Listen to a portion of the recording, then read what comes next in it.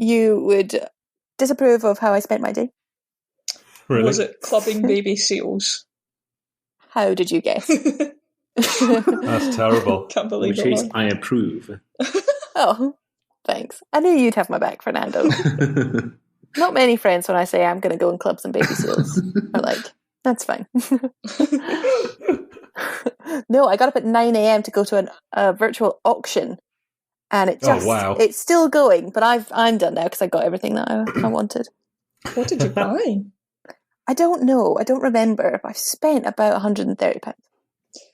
I mean, if that's on like one face cream, I would disapprove. But if that's on like furniture, no, it's not on furniture. Okay. Is it a taxidermied rat? Because we've talked about this. No taxidermy, unfortunately. Is it a face cream? I love taxidermy. No, it's not a face cream. Maybe I should just tell you because I'm not sure the guessing. I mean, you can keep guessing, I suppose. Maybe you'll get there eventually. Maybe we should have 3 more guesses. No. Is it a rare whiskey?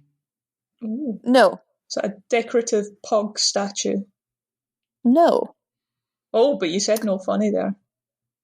I don't know why I said it like that. Okay. It was a Russian papier-mâché pillbox. Nice. I think that is worth it. A Victorian canvas of some ladies and gentlemen in the park having lunch next to some sheep. Oh, sounds lovely. Yep. And a picture of a cat. It cost me £26 because the other person kept bidding on it. Oh man, you got into a bidding war. I did. I got taken by auction fever. Is it a particularly nice several cat? times. It's a Siamese cat. It's a drawing of a hand-drawn Siamese cat in a bush. Is that when it's 2 cats joined together? Yeah. Did they do the thing where they go, 25, 32? No, it was a very lackluster Scottish man who kept saying, like, I mean, I enjoyed it when he was like, 25 for the start. Oh, he was a fight for it, was he? I think so. 25 for the start. Sure, it's easier to say to start, 25 to start. Anyway. Nah, for to start. That makes makes much more sense. You're right. He kept saying, maybe this I'll is a go nice to the next one.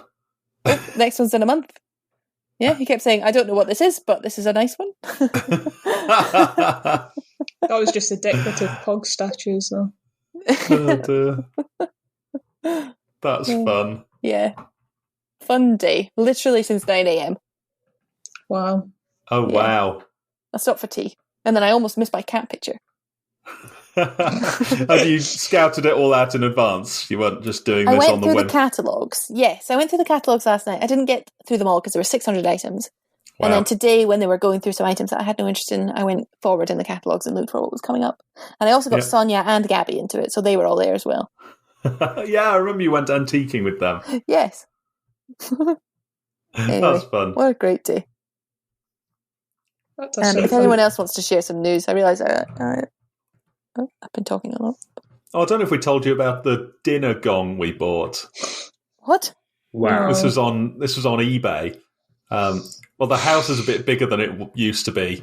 Like in our old house, it was pretty much just you knew where the other person was at all times. Whereas this, we found that we were having to like check a couple of rooms to say dinner's ready. So we would either have had to yell, which is no fun at all, or I thought we're gonna need a dinner gong. So I fired up eBay, and I found it's a Gretna Green blacksmith commemorative dinner gong. Oh, amazing! And we ring it every time dinner's ready. That's great news. Brilliant. It's really good. You should come to the auction. Can you also use it for breakfast and lunch?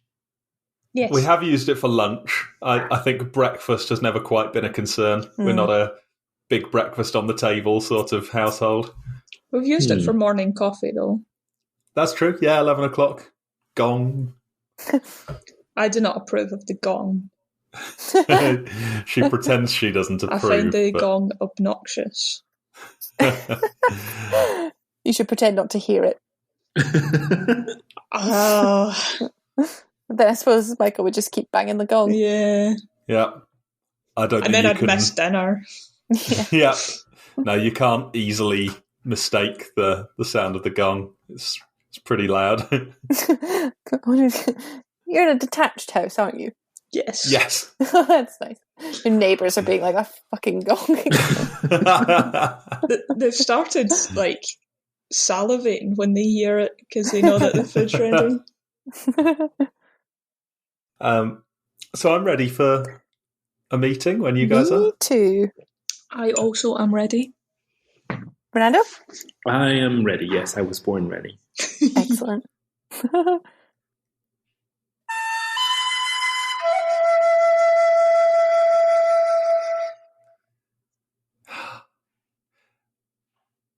Fernando. I did choose Cinema Paradiso, yes. Cinema Paradiso? Yes. What an interesting film. What made you pick this? Well, as perhaps you might know, I listen to Michael Barbaro every day on the daily. And he mentioned in one of his podcasts that Cinema Paradiso was his favorite film. And I was like, wow, if Michael Barbaro says that it's his favorite film, then I must watch this.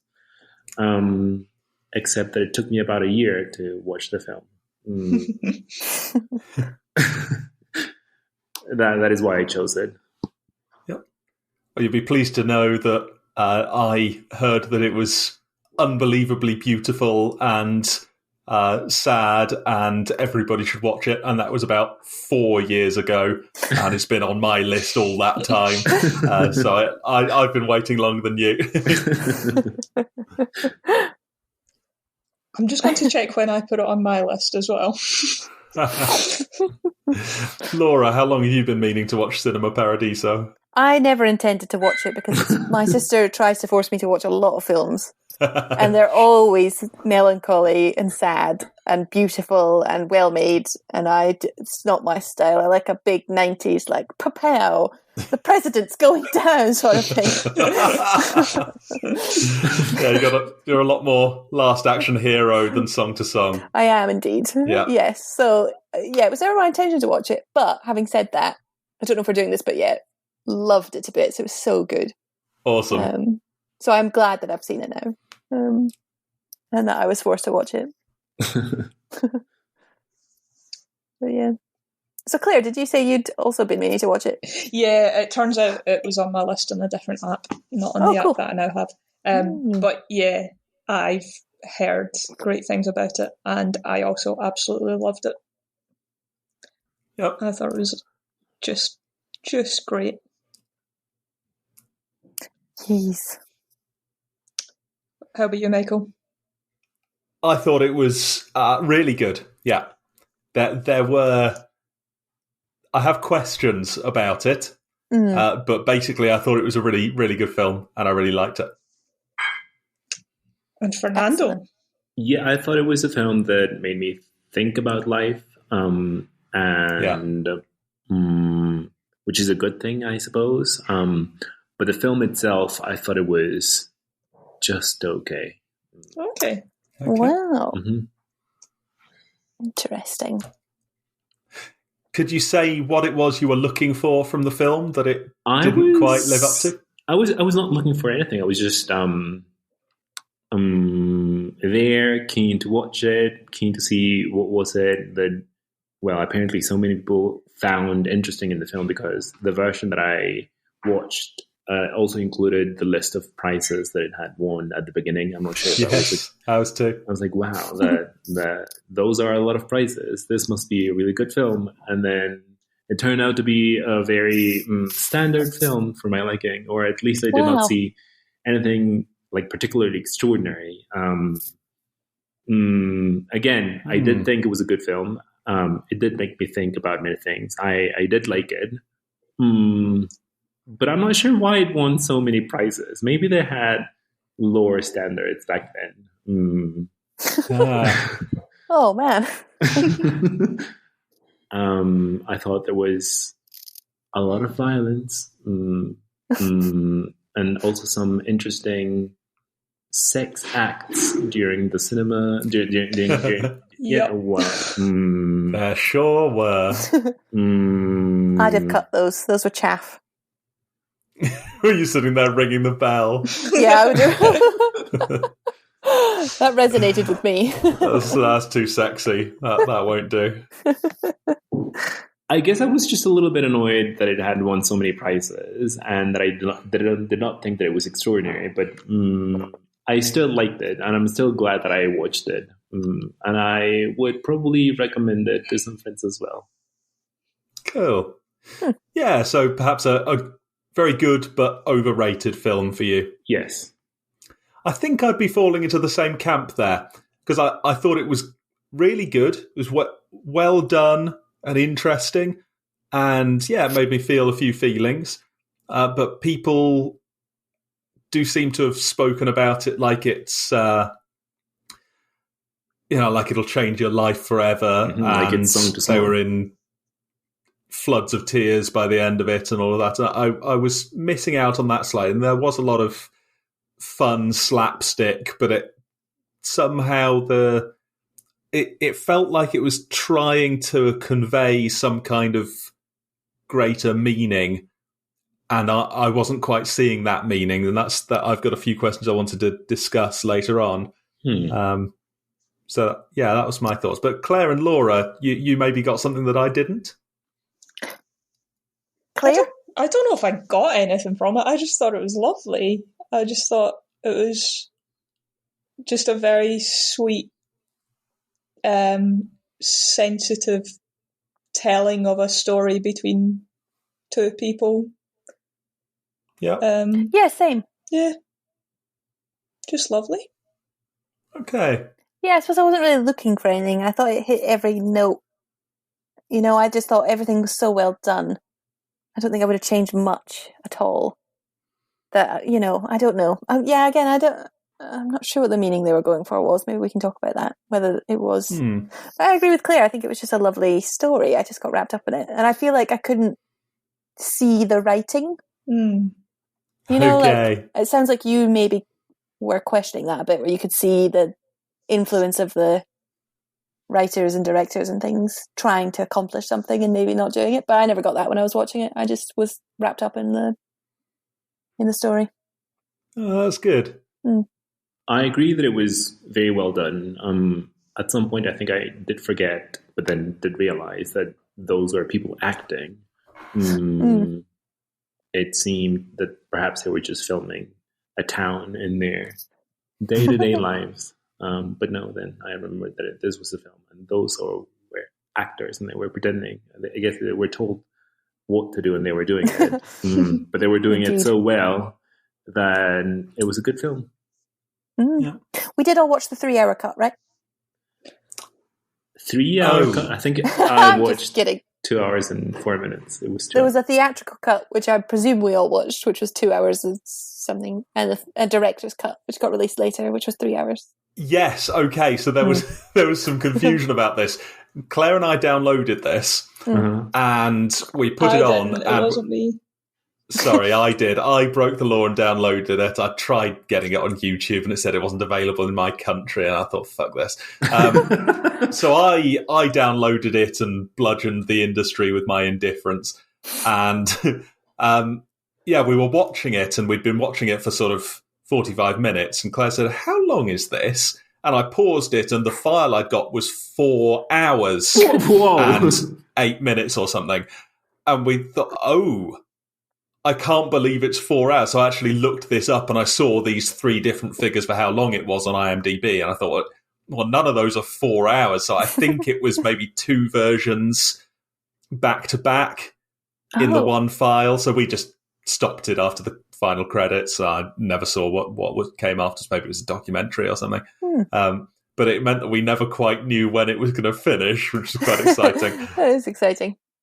I suppose like seeing something in the cinema.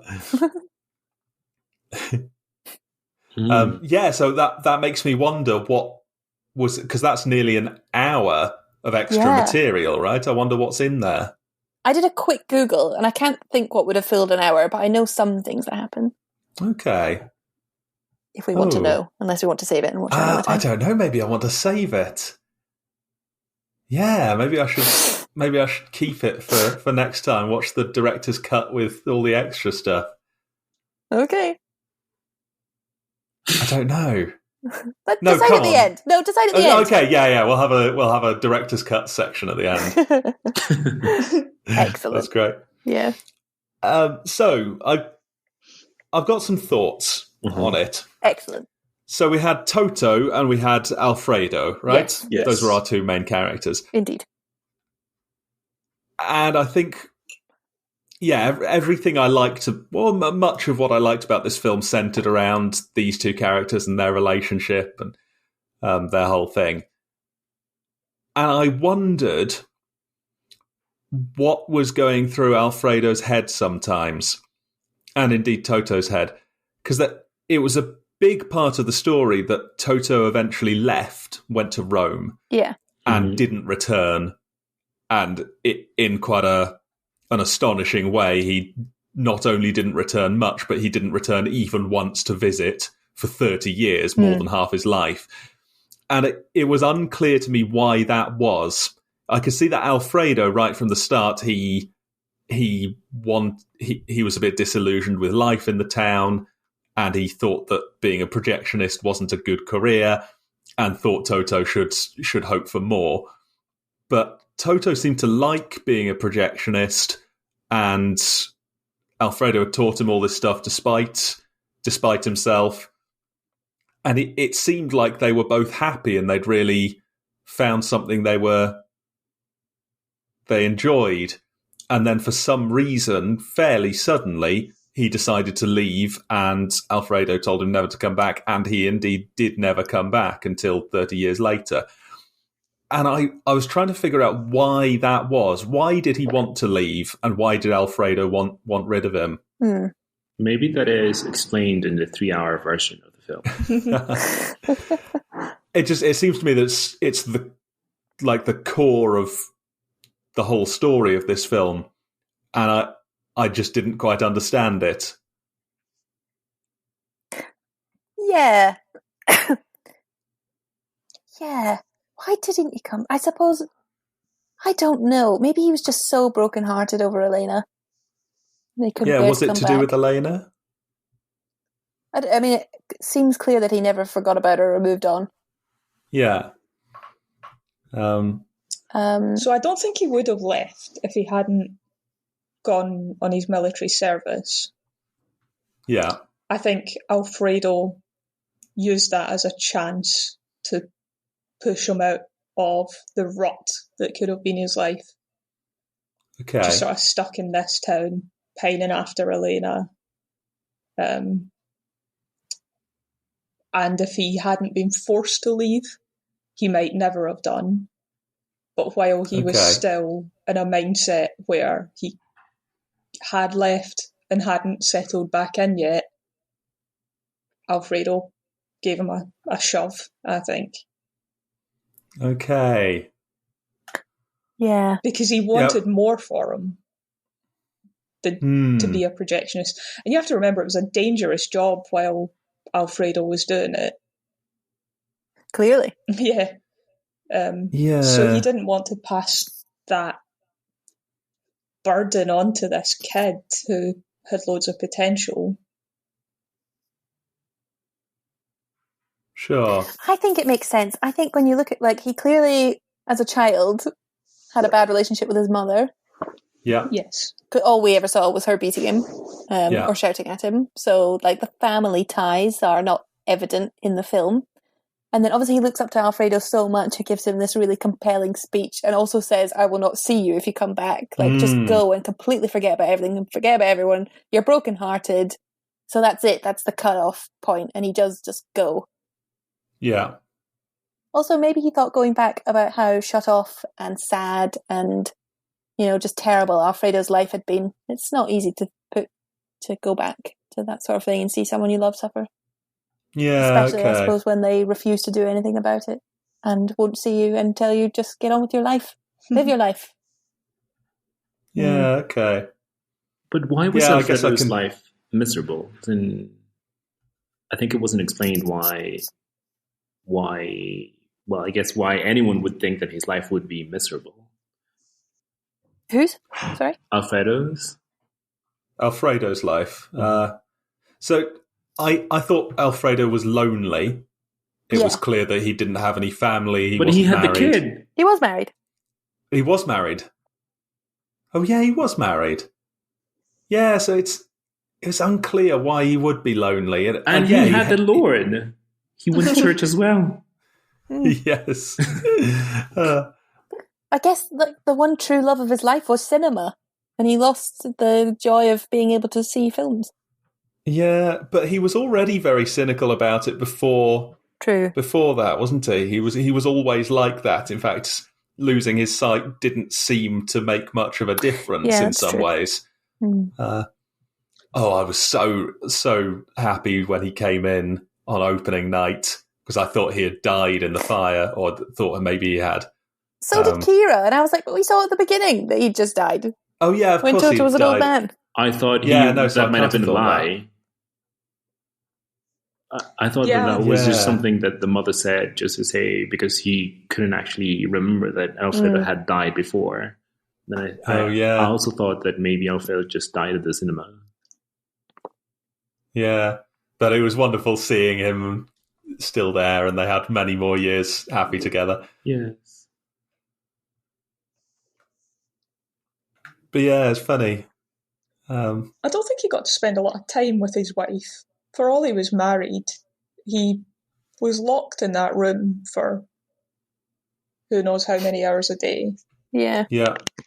Yeah, he said, didn't he? I'd almost never get a day off except Good Friday. And yeah. Yeah, I guess I that's think part it of fits it. with the film's message, the storyline. I mean, I think it makes sense from a character point of view of the motivations and the reasoning. It's maybe a bit extreme, but I think it also makes sense with what the writers were trying to convey. Right, so this is the core thing that I'm not getting here. What is the message of the film? What were the writers trying to convey? Well, something about nostalgia either being good or bad. Yeah. I think bad. I think it's let go of the past, don't dwell. I don't know. To be honest, I went into that with way too much confidence. It was a very nostalgic film. Yes. Well, I think the point of the film, according to Kira, is that it was kind of this like homage and what's the word? For like mourning of cinema. Mm-hmm. Yeah, like an epitaph. Yeah, like an elegy. Yeah. Okay. Yes. To cinema, which at that point in the 1980s was like just faltering, and apparently Italy had like the most cinemas per their population, or something. So the whole message of the film is about like this melancholy sort of grief and nostalgia and everything. Yeah, for cinemas. It didn't really. They had a revival. So okay. Surely not in the same way though. I guess. Yeah. Unless things are very different. So this was one of the main things I took from this. Was just that that lost age of the cinema as a place of a shared experience for the whole audience, and that's never existed in my lifetime. True. The cinema has always been there's sort of 8 different films on in the 10 different screens, and you go sort of just with your friends into whichever one and watch the one film that you've chosen to watch, and half the seats are empty and you get overcharged, and then you come out and yet my parents and grandparents would talk about these days when we used to get in for sixpence, and and then you could sit there and you'd watch 2 films, and there'd be some cartoons and there'd be newsreels, and people would come in and out all the way through, and there'd just be one screen that was showing the film for that period of time of the day, and everyone would watch together, and that's gone. And that, I think it did a lot to romanticize that image and present nostalgia for it. But it felt like that was getting at something else, and I don't know what that is. Just on that, before we dig into that, have you ever been to like a midnight showing or like one where you're really anticipating something in a series where like the cinema is packed and the energy is really high and people are like engaging as an audience? Yeah, I think that's something like that. So I think it does still happen. It's just very occasionally, and it takes like a fan base. You know, it's not just like a random film that the community will go in and watch together and things. It's more like the Marvel films or something, which I have not been to a midnight showing of, but which I'm led to believe. During my lifetime, and my life in Mexico, before I first went to the United Kingdom, meaning maybe when I was younger than 18, I very much liked cinema, and it seemed that there were many people in Mexico City that also liked going to the cinema, because every time that I went to the cinema was packed. So cool. Going to the cinema with only half the seats taken is an experience that I only experienced when I went to the United Kingdom.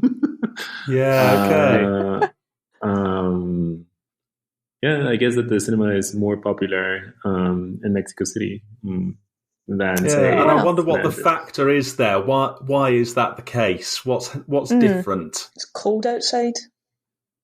Rather stay home and watch it on television. Cinemas are cold in this country. I complain about that all the time. I always get cold when I'm in the cinema. I quite like it. I once went and asked them to turn the heating on, and they didn't. They probably had the air conditioning on. The popcorn is better at the cinema that I like. Yeah, here far better. Oh my god, I miss popcorn so much. Popcorn that takes like an hour to eat. Yeah. I get my film snacks and I'm done in 5 minutes. It's terrible. Yeah, I like the big thing of popcorn, and it feels like more of an event somehow. But it is so rare that I've seen the cinema like full up. I think part of it's the price. I don't know if this is the same in other countries, but in the UK, every cinema you're spending £7-8 for a ticket at a normal time of day. More than that, maybe. I'm sure you can spend 15 in London or in a really nice cinema, and that anyone can afford that now and then, but that's not going to be like the thing you do. Oh, I'm not doing anything tonight, I'll go to the cinema, see what's on. And yet I feel like maybe if they half those prices, wouldn't they get twice the number of people in? I don't know what that is. So I guess the main question I've got written down on my sheet here to do with this is, could those days come back? Could we have cinemas like that again? And I'm starting to think that if they kind of exist in Mexico, then maybe we could. Yeah, I think what's gone wrong. I think it has to do with the experience of going to the cinema itself. I think that you can certainly ask people to go to the cinema and pay, say, £7. But the place itself has to be a little better, I guess. It seems that we have like much more surfaces when you go to the cinema, and the seats are better, the screens are better. So perhaps put a little bit more effort into building the cinema and then make it more attractive. And then the people would perhaps go more often because, I really like going to the cinema, which is why I also went several times in my time in St. Andrews. And I did pay like around £7 for watching films in a very small screen in St. Andrews. And I was like, well, this is almost the same as me just watching it on my computer. Yeah. Maybe they should build another cinema, a better cinema, and maybe people would be more interested in coming. Okay. I can see that because, I would always go to which is terrible. Like, I prefer the big chain Odeon rather than our tiny little cramped. Yeah, well, it's better, isn't it? It is just better. Yeah. Bigger screen, better popcorn. Everything is better.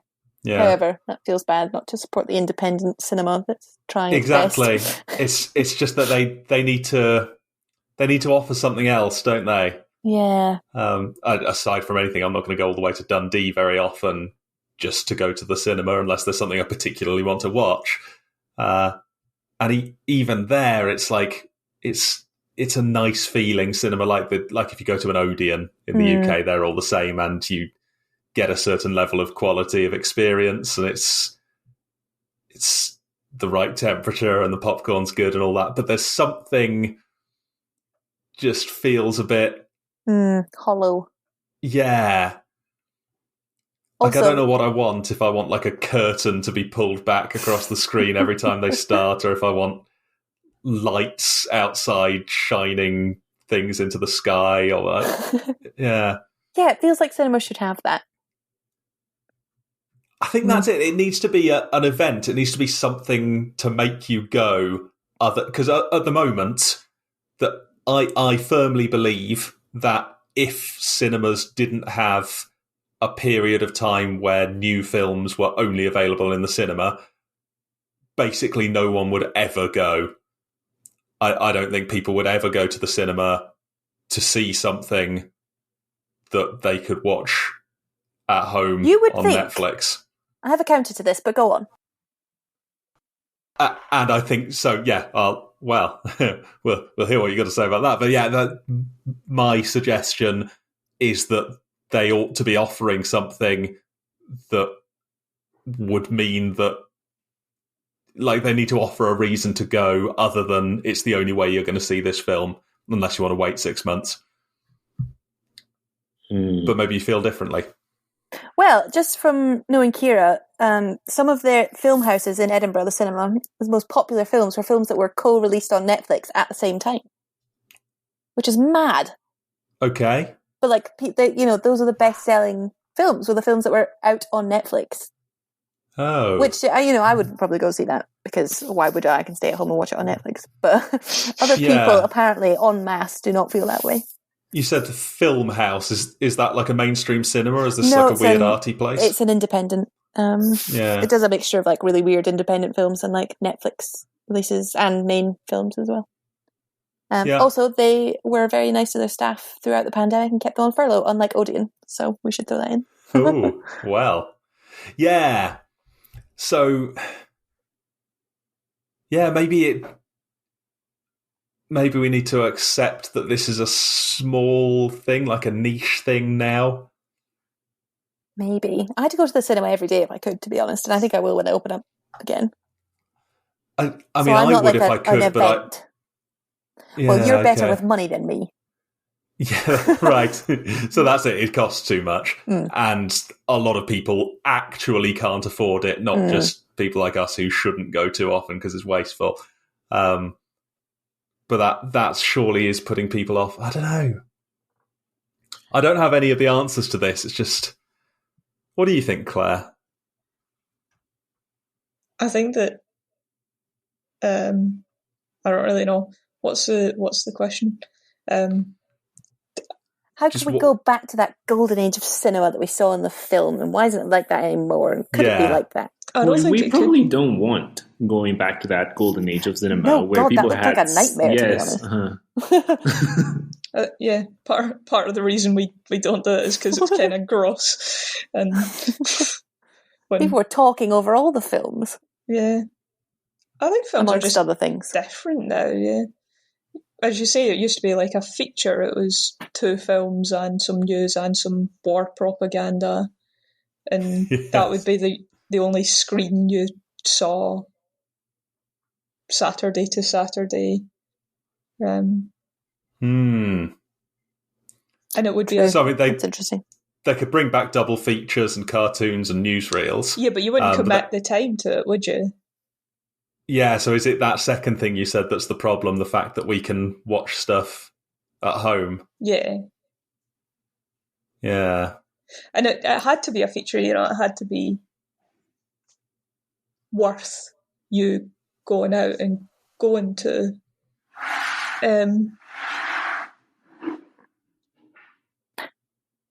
it's just a different world, isn't it? And yeah, we consume media very differently now. I think the community aspect was the most important one for this one. Yeah. That everyone, it was the reason was the community. Yeah. And also because it was quite a poor community, and that was their main draw, was this escapist world of films. So I think it's the community thing today that's stopping that kind of experience. Right. I think that's the main thing we're losing.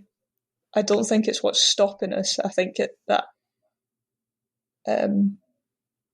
think we're losing ways to gather as a community because we can entertain ourselves individually. We kind of don't need that community anymore. Although maybe we do, but we just don't know that we do. Yeah. No, I think Claire's got it exactly the right way around there, and maybe Laura's got it backwards. Yeah, Laura. Michael agrees with me. Just of course, I'm biased, but yeah, no, I think it's... God, we can't all marry you, Michael. And that's for the best. But I think the cinema can serve as a thing, as a community thing. And I think cinemas haven't died because there's no community. I think communities are dying around cinemas dying.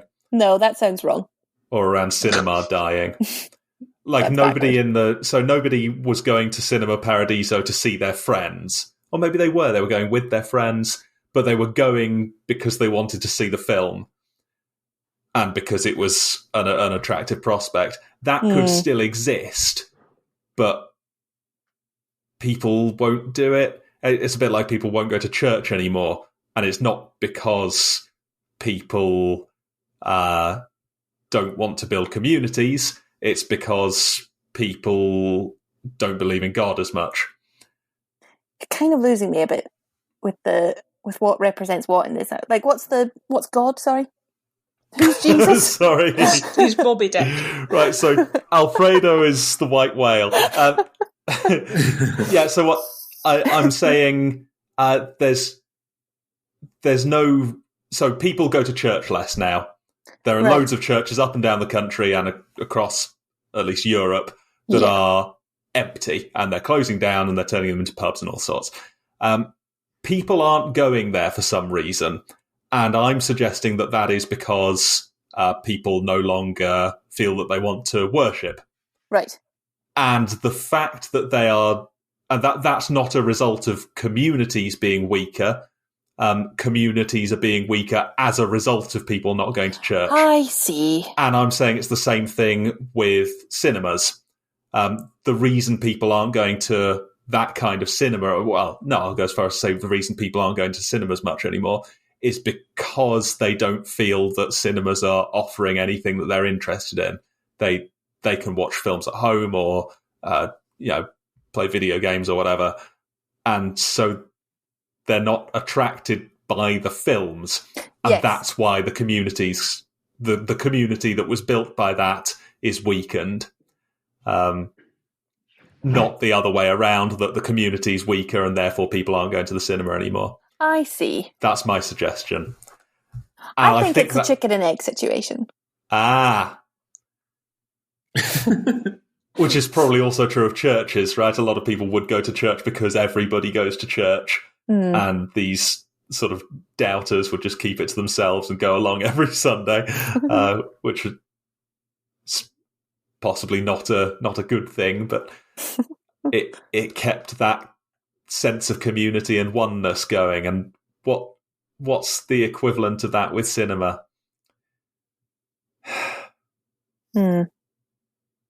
Maybe it's gone. Maybe cinema's dead now, and that can never come back. I think it's quite. I don't think it's not thriving, apart from the pandemic, obviously. I mean, there are these niche cinemas where individual groups of people will decide to go along to. It's like theatre, which is another good example of something that used to be a massive, mass entertainment thing, and now it costs £30 to get a ticket, or 10 or 15 even in a little independent place, and people can't afford it and people aren't interested. But there's, I don't know. Would you watch more theatre we're just if you could hanging watch around it? at the cinema industry? Stats for cinema attendance. Yeah. In 1955 and 1988 controlling and for 2021. variables. Yeah. Well, controlling for population size, I'd be interested in. I guess so. Yeah, well, surely there's other variables. There's always other. I don't know. Yeah, maybe people are still going. Sorry, and Fernando. It feels emptier because the cinemas are bigger and have more screens. I don't know. Sorry, what do you... Yeah, maybe there's just so many showings that there's just so many... I mean, plenty of showings I go to are busy enough. Sorry, Fernando, you were saying something. I was just curious, would we watch more theatre if we could watch it on our laptop? As in, if instead of only being live, if someone were, say, recording the play and then making it available, say, on Netflix, would we watch more theatre? I think that's very interesting, because now we can watch more theatre with the pandemic. Like, so much is online. Now I've watched maybe one opera that was a gift. And it was nice, but the only reason I go to the theatre, and I love the theatre, is because of the atmosphere. Yeah. I think particularly with theatre, something is lost by not seeing a live performance. Mm-hmm. And I think a lot of people would say that is why theatre is important, because it's very in the moment and you see something that's unique to that audience. Yeah. Whereas a film is a film. And you can create an atmosphere around it, but it's the same movements, it's the same voices. I found a website called cinemauk.org.uk. Brilliant. .cinema. .cinema.theindustry / shut up, Michael. And it has a list of the admissions from 1935 to 2020 in millions.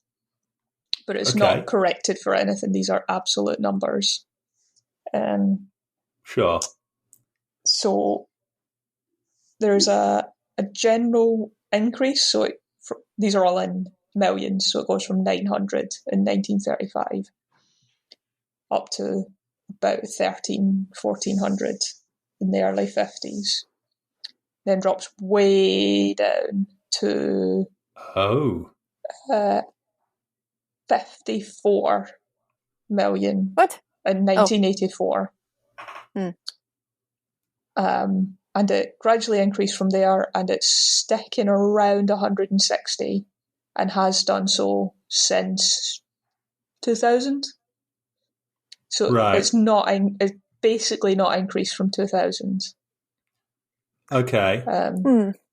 So the 1980s really were the slump. Yeah, it properly just died over the 70s and early 80s. And sorry, what was the number? What was the peak number before that slump? Before the slump, the peak number's about 1.5 billion. And now it's about 100 million. Now 140 million. 160 million. So it's a tenth of what it was at the peak. A tenth of what it was at the peak, and we've got maybe double the population. That can't be right. Well, so maybe it is. People are going 1/20th of the amount that they were going in the 1950s. 1940s, post-war 1940s. peak. Yeah. So that's pretty astonishing. I thought I was maybe getting a bit nostalgic and getting swept up by the film there, but that's a really serious change. Wow. Well, in the 40s, the bloody films were basically new. Well, they've been around for about 30 years. Well, that's nothing. What else did they have to do in the 40s? Bloody nothing. Well, I guess that's part of it, right? I guess they could play it. They could do what people have been doing for centuries. They could play sports outside. They can go rowing or... In Scotland, Michael. Have sex or whatever. I don't know. What do people do? Needlework, yeah. So I guess life was just really terrible before the 1940s or before cinema. Yeah. So that's so that that is an astonishing difference. What was our point with this again? So my question was, could this come back? Could we ever have that level of cinema attendance again, and it being a big shared experience that people felt a sense of community over? I see. And I think we're starting to say the answer's no, just because people won't come and see it, unless there's something else that can be offered, right? I think we're just too individualistic. Maybe we're just... I'm going back in a circle. You would say why. That, wouldn't you? So I think it might be how cinemas reacted to the decline in sales. So they didn't drop the prices and try to keep the numbers up. They raised the prices to try to keep the profit level the same. Yeah. And now people expect more from the experience. I don't want to pay 10 quid to go and have some kids running around and talking through a film. I want to pay my £10 and really sit down and enjoy that film. So the community aspect's gone. Like, it's not a social place anymore. It's not a place where you can get spat on by the rich people. It's changed what seeing a film is. And yeah, maybe there is space for somewhere really cheap that everyone can mix, but it needs to be high quality but cheap and high throughput. It needs to be somewhere really clean and comfortable, but not no frills. Yeah, just right. And this is almost the opposite of what Fernando was saying, right? Which is that they need to make them nicer or people won't come. I don't think they're mutually exclusive. I think it can be a nicer place to be. Laura, you had a point you were just getting ready to make. Yes, apparently cinemas keep hardly any of the ticket money. It just goes to like the filmmakers and whatnot, and they make I think we all know this probably, but they make all their money off of the confectionery and yeah, okay. No. Yeah, so there's a reason why it has been this expensive. Yeah. You know why they haven't like slashed the budgets, because they, I suppose, can't and buy the film. But I don't know the ins and outs of. I know very, very little about this. We may have gone on a wild tangent. I think that while that's the case, while it costs so much to rent films, then people aren't going to go. Yeah. Because it costs too much money. Yeah. So all of this, I've kind of been beating around. Claire's probably seen this coming for a while, that I need to mention this. So I have a recurring daydream. And just every now and then, if I'm stressed out about something or worried about something, I just think about what it would be like to open a cinema. And, me too. Yeah. So specifically, I've thought, so the cinema here in St Andrews, to be honest, is circling the drain for all the reasons we've discussed. It needs to charge a certain amount of money to do what, I don't know. It costs a lot anyway, and it's not up to much now. It has this feeling of former grandeur. It's like this beautiful Art Deco building with this classic, like 1920s, 1930s cinema shape, and it's got this amazing big screen with like an upper circle and all of that. It looks like it was probably something like the Cinema Paradiso in its day, and now it's a shell. It's like it's still there, but it's knackered, and there's an air conditioning unit that rattles during the films, and the projection's really dingy, so you can't really make it out all that well. And then it's got two extra smaller screens, which are basically big TVs, and it's going to go one day. They can't be making, like, it doesn't look like a flourishing company. And as much as I like the couple of people I've met there, it's not great. So I was thinking, one day, is it going to close down? What I would love to do if I was around retiring age would be to open that exact cinema, as a community cinema. I try and get investment from local people and like crowdfund and efforts to buy it and run it as a cooperative, which is something that I don't think has ever been done with a cinema, maybe for good reasons, but just an idea that it could be run not for a profit, but just to cover its costs and with a focus of building a community around it. And as part of that, I've spent ages just thinking about what you would do as part of that. And one of the things that always occurs to me is what's this obsession we have with the latest films? If you did a bit of market research, found out what kind of films people like, would kids not be just as happy to watch The Lion King from 30 years ago as they would be to watch the Emoji Movie from this year? And these films are so much cheaper to license when they're old films, and there's like old reels that are just sitting around doing nothing. It occurs to me you could charge a so much lower amount if people understood that, that's the local cinema.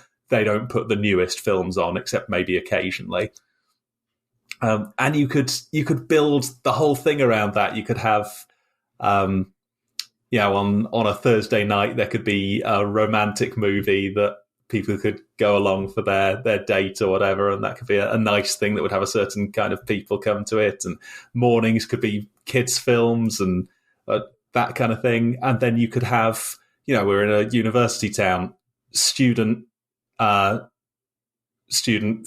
competition.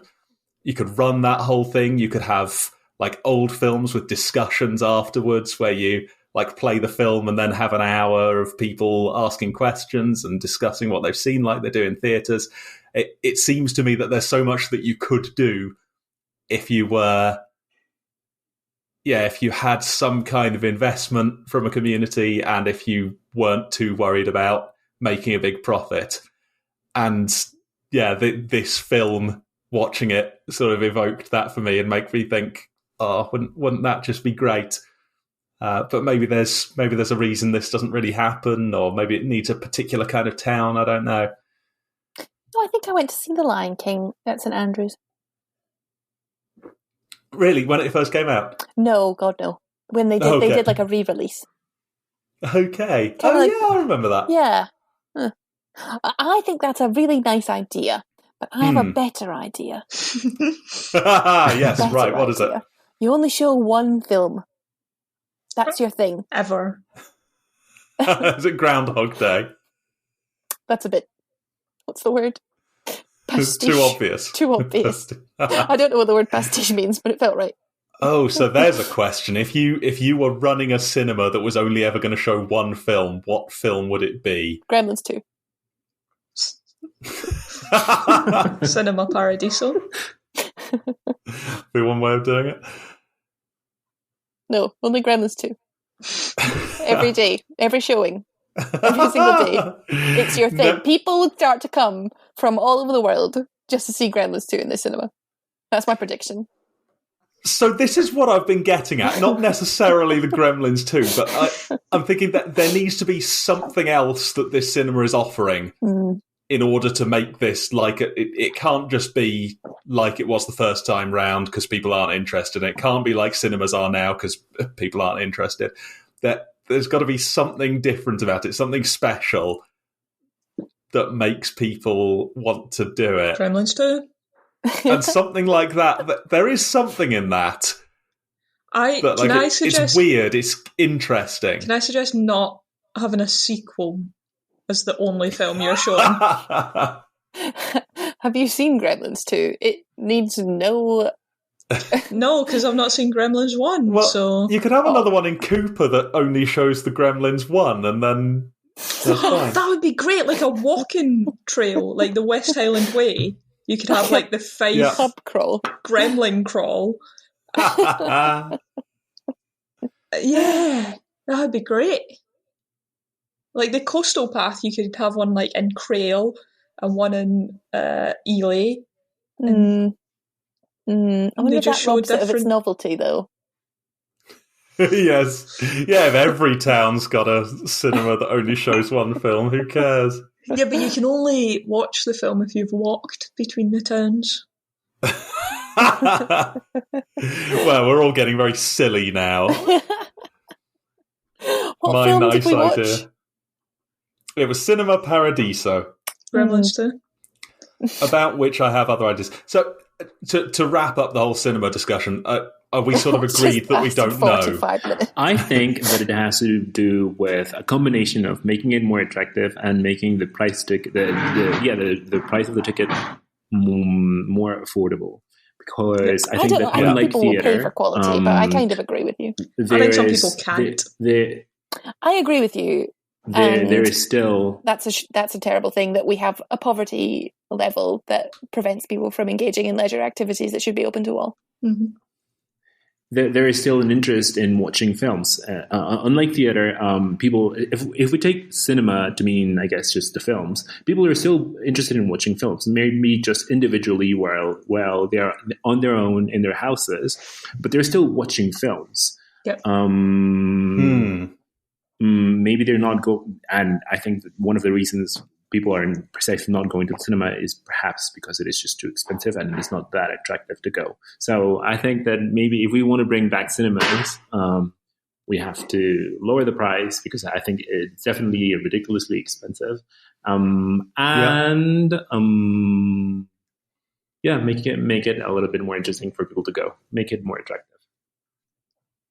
So cinema is not dead. Theater is.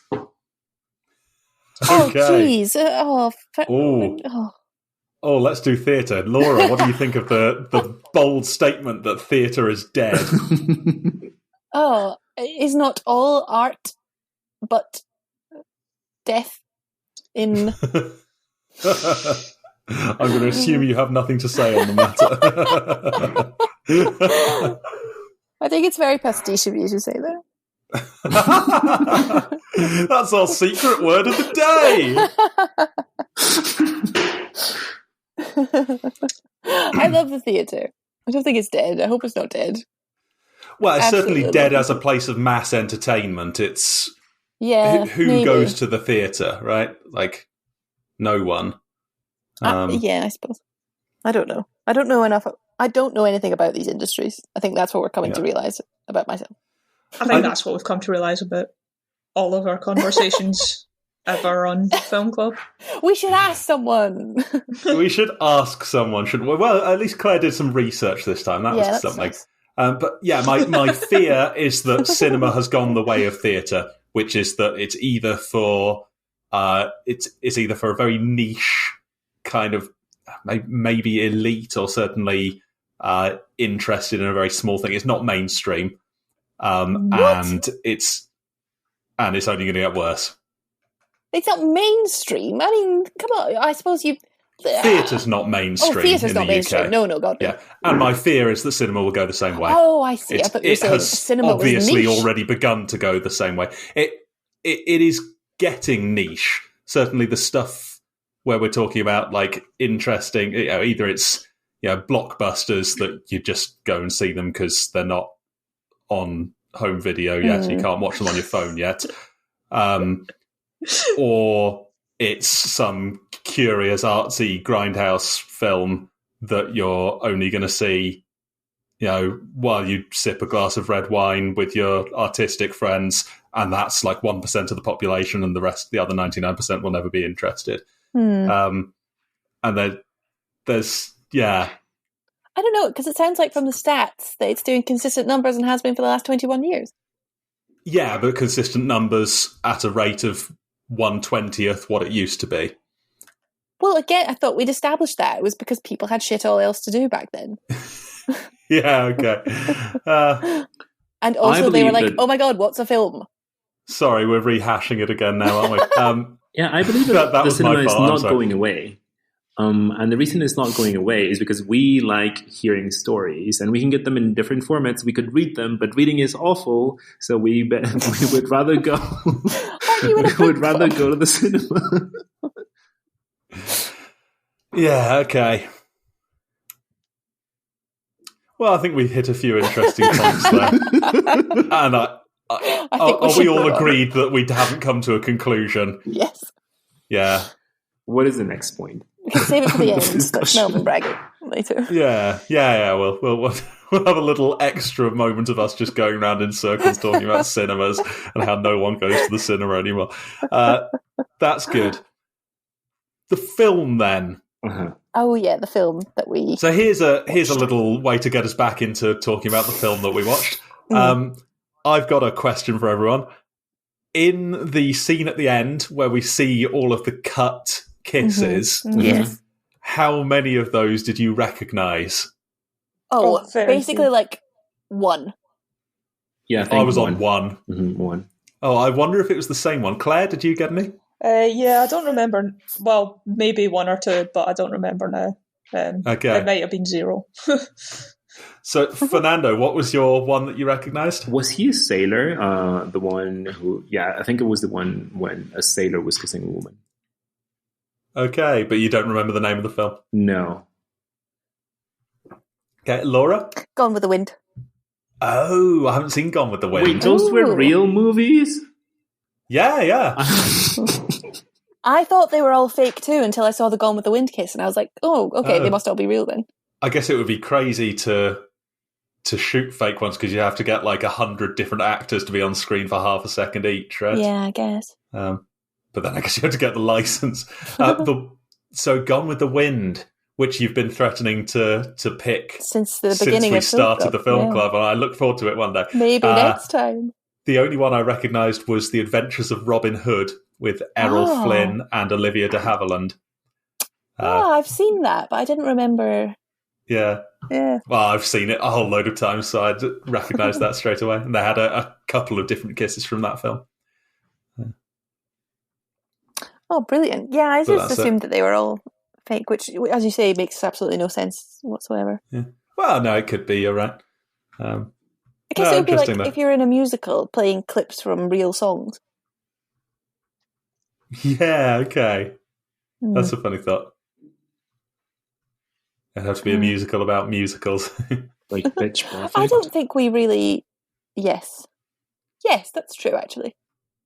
Yes, I guess that's a good example. We never finished our conversation. I interrupted with some other point about what the film actually was trying to say. Yeah, what was the film trying to say except about, like, literally cinema? Was it saying something about people or life or love? I think it was saying something about nostalgia and letting go of the past, but I don't really know what. Yeah. I agree. I agree there was nostalgia in letting go of the past. Yeah. I feel like there was something in Alfredo in his lonely little box looking out through a tiny window at everything the world had to offer on the cinema screen. Just anything you can imagine is there in front of you. And not living any of that. And that's what he didn't want for Toto. But then Toto seemed quite unhappy at the end. Yeah, he didn't... maybe the movie wasn't trying to say that's a good thing. Maybe it's not saying you should reach for the stars. It's saying that that's something you can do and you shouldn't be tricked into thinking that you have to stay where you are, or you shouldn't just you shouldn't just settle if you don't want to. And maybe he did want to but felt forced not to, or maybe he did want to try something else and needed that push and it turned out it didn't work out for him. Or maybe he was generally happy and he was just sad that his friend was dead. Maybe he was happy and then the nostalgia got him. Yeah. So it is like, do let go of the past. Yeah. Because if you dwell in the past and let all these sad memories overtake you, then... Yeah, maybe that's what made him sad. That's why he was sad at the end, was going back. You don't mean he was sad while he was watching that reel at the end? I think he was filled with nostalgia and his eyes filled with tears. Yeah, I thought there were sort of tears of joy, though, seeing this and remembering his past. And I didn't think he was crying because he was upset.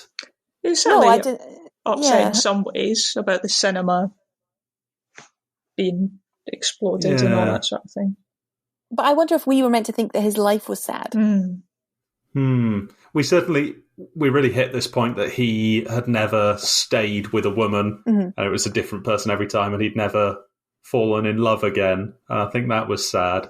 So I think that comes from only seeing film romance. Oh, that's interesting. Oh my God. What do you mean? Well, so in films, everything's just perfect, isn't it? Boy meets girl, there's some external forces, but you're just so in love, it just works. And that's all he'd ever seen. And he had this love for Elena, and it was just, he couldn't imagine it not being perfect like in the movies. Yeah. But it was perfect like in the movies. But it wasn't, not for her. But then it went wrong. Oh, not for her. She didn't feel like that. He was besotted by her, but I mean, she wasn't. I think she came to feel that. Well, I guess you're right. I guess we only saw it through his eyes. By sitting outside her window.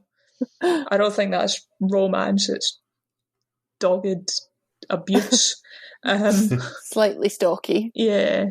Oh, he's sweet though. He was lovely, and it wasn't from a bad place. But then I think as he grew up, he never had a working relationship where he'd had to work through hard stuff.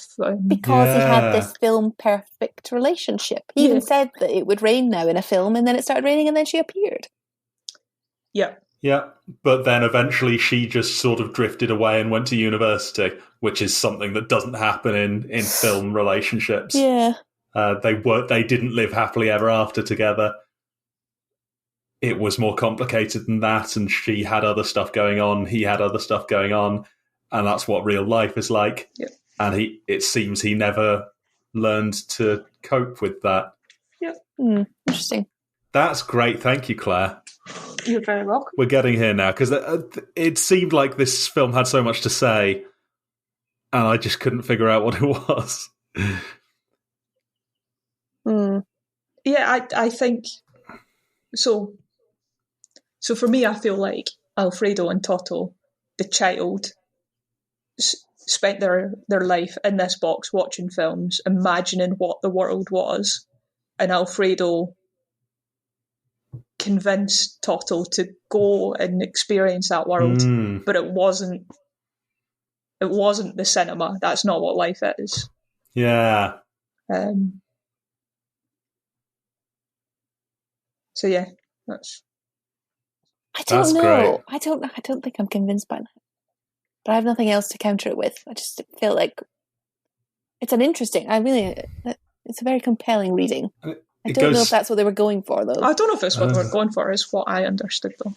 Oh, well, and I think Oscar Wilde said something about art being the message being for the receiver, not the artist. Can we talk about the story of the man who was in love with the princess and was made to wait for 100 days, and then on the 99th day decided to just walk away? I think that is precisely what Alfredo was trying to tell Toto. I think that during those 99 days, the man realized that if someone is making you wait for 100 days, then probably that is not the love that you should want to have, and find something else. Okay. Yeah, so maybe he was saying don't always follow your heart and do what seems perfect. Sometimes you need to make the right decision for yourself. Yes. Yeah. But then when he did it with Elena, he gave up and it still worked. And that was interesting. He stood outside her door for however long, and then eventually on New Year's Eve he decided, no, sod this, and he walked off home. But then she came to see him in the cinema. No, but then he kept waiting until he became old, and then he got interested in maybe some other women, and maybe he's still waiting for Elena. And there was a lot going on in this film.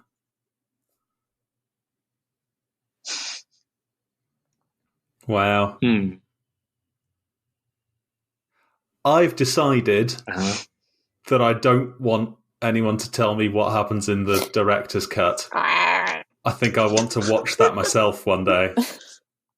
You could do a quick recording like after I'm gone.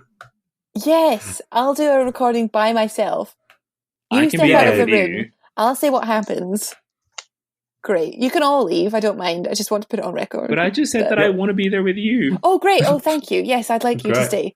Great. Okay, at the end we can do a little addendum then. And I just won't listen to it. Oh, fantastic. Wow. At the end. At the end. Yeah, well, we can do the whole lot and then... Yeah. We need to conclude the meeting before anybody leaves, obviously. Yes, obviously. Wow. Whew. In which case, I don't think I really have anything else to say. There were so many thoughts I had, but yeah. I just want to say I really liked the man who lived in the square and thought it was his square. He was mad. Ha ha ha, mental illness. I know. I get that it's a dated portrayal of like homelessness and mental illness, but it was quite funny. It was his square. It was his square. And I think we should all respect that. And those people who parked in the square were being disrespectful. Yeah. So one note I have is that it would be really good if all films at the end had like a rating that it told you, because you'll notice all those films had just fine written at the end, so that you knew the film was fine. So maybe like all films should have that, where they're just like meh or mediocre or amazing. Yeah, I think that'd be much better. Get to the end of Toy Story 2, it says pretty good, I guess. Yeah. How did you manage to wait up an hour and 20 minutes to say that? I had forgotten I'd even thought it. I just saw I had it written down. My last thought is just to say what a naughty little boy that Toto was. He was a little shit, wasn't he? What an absolute shit. A scamp. He was a scamp. He was such a scamp. No wonder everyone was smacking him all the time. Yeah. Oh, when you see his little grinning face, you couldn't possibly. He was a smashing little actor. He was great. Yeah, he did such a good job. Oh, do you know, apparently the guy who played Alfred was French and they dubbed over him. That makes sense. I saw that they had dubbed him. Yeah. I thought that was just the way that they made the film, but now I think about it, it was only him. In French. Oh, God. How strange. Yeah.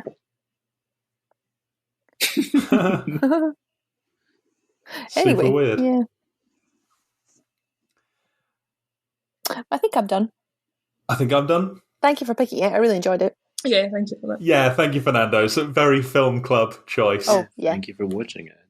Absolutely superb. I'm glad we didn't do it any justice in our analysis. No, we didn't even really talk about it. It's like about 15 minutes. It'd be really disappointing if we got to the end of one of these and we thought, do you know, I think we've really explored the themes of that film thoroughly, thoughtfully, and come to some sort of sensible conclusion. We didn't even do symbolism. Oh, God. I feel like there were symbols in the tape and the fire, maybe, and... The blindness. We talked about... Claire mentioned, looking through the window and seeing the world. Oh, yeah, so the little box inside the cinema is a symbol of the village as part of the whole world. And in the same way Alfredo wanted Toto to leave the box, he wanted him to leave the village. Oh, that's very nice. Oh, well done. Perfect. Thank you. That's lovely. That's awesome. There we go. Yeah. I'm sure there's something about the moral degeneracy of when the priest was stopped being allowed to not show the kisses. And then the cinema turned into some kind of like, there were prostitutes, people were masturbating, having sex. Yeah. So he was right. That's the lesson. You should let a priest decide what you're allowed to watch. Yeah. I think that was good. The films getting dirtier rather than ring his little bell. Just showing the kissing. I'm not sure. It was the eventual corrosion of community that led to the cinema's demise. Okay. I'm just kidding. I was being facetious. because as we've discussed, it's a chicken and egg. Yeah. Anyway. Good film. Yes, very good film. Fernando, any last thoughts? It was an okay film, yes. It was fine.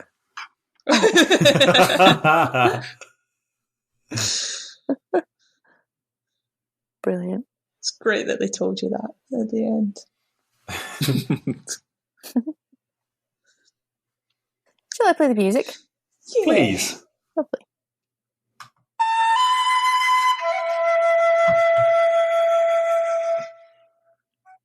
Fuck. That'll do.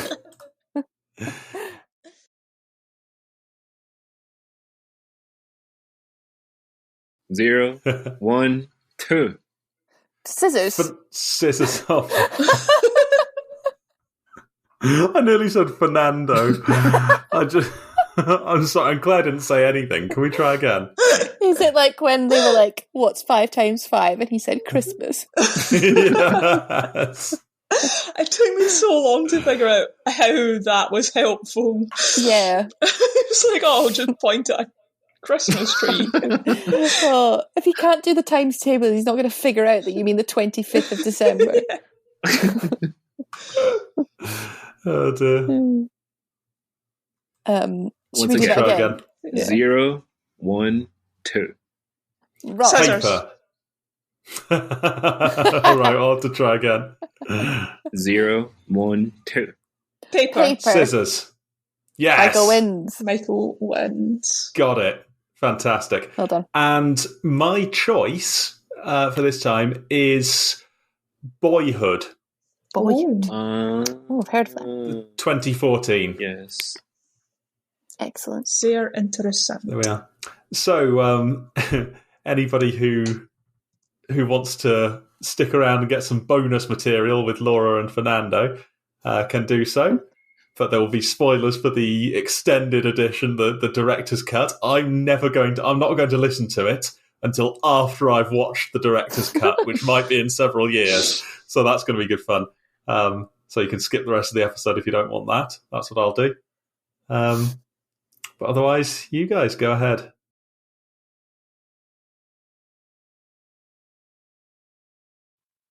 Hello. Hello. Are you excited to learn what happens in the director's cut? I'm actually quite excited. Could you please tell me what actually happens in the director's cut? Okay, first of all, this is the only 2 things I know. One, Toto has sex with a prostitute in the cinema. What? Yeah. 2, Elena comes back when he's an adult, like an adult, grey-haired man. And they get back together. They get back together? Yeah. What? He ends up with her in the director's cut. Well, I'm glad they cut it out then, because that's a horrible story. It completely changes everything. And that's why I wanted them to stay, and we could have talked about how that changes the whole message about nostalgia and longing and the past.